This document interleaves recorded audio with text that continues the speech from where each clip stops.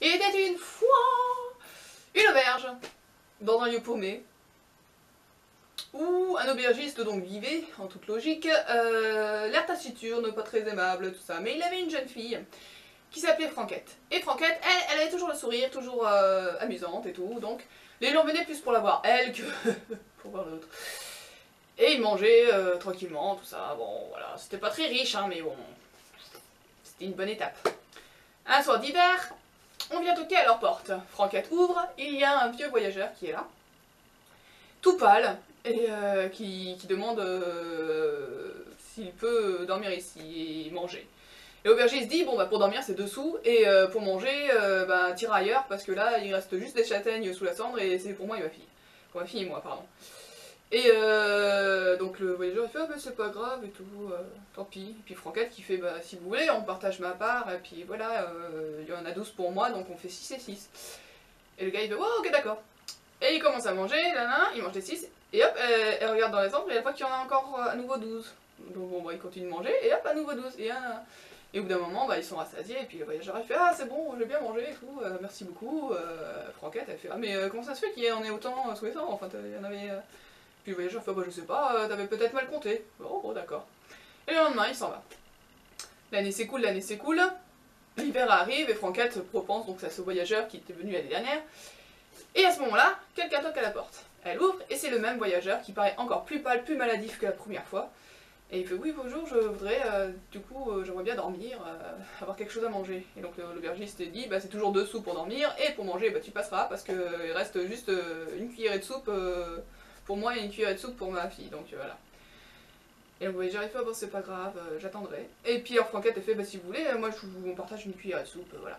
Et donc ils partagent une cuillerée de soupe, et puis finalement ils peuvent en prendre une deuxième, et puis une troisième, et au bout d'un moment, bah le voyageur fait, ah j'ai bien mangé et tout, c'est super. Franquette elle fait, mais c'est bizarre qu'il y ait eu autant de soupe, on n'avait pas autant de soupe à la base. Et il fait, ah bah peut-être que le chaudron est plus profond que tu ne le pensais. Mais oui. L'année s'écoule à nouveau. Et Franquette, non l'aubergiste. Vers l'automne, en fait l'aubergiste meurt.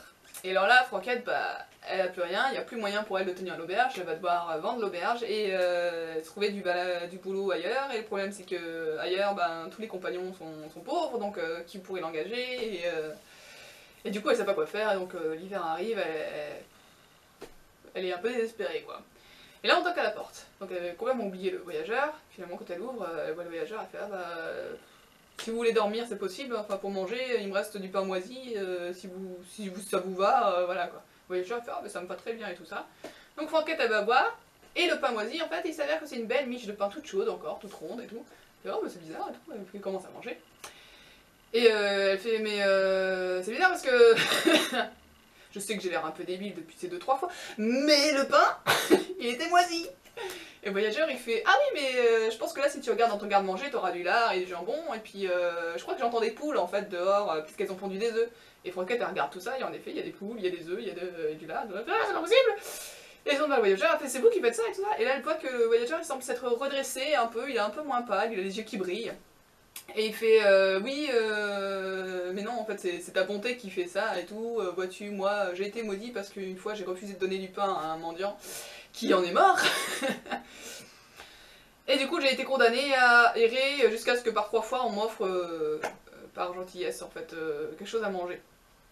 Et il fait par conséquent Franquette ne t'inquiète plus de rien, tu auras toujours de quoi manger, de faire tourner l'auberge et tout ça, et je reviendrai l'année prochaine. Et donc il s'en va. Et Franquette donc peut continuer à ouvrir l'auberge, tout le monde vient la voir, il y a toujours à manger, même si on n'a pas de sous on peut manger, il n'y a pas de problème, il y a toujours plein de trucs.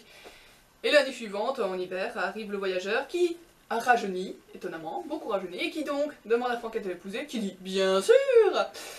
Et ils se marièrent et ils vécurent heureux, et depuis, sur l'auberge, on peut voir marquer le nouveau nom à la bonne Franquette.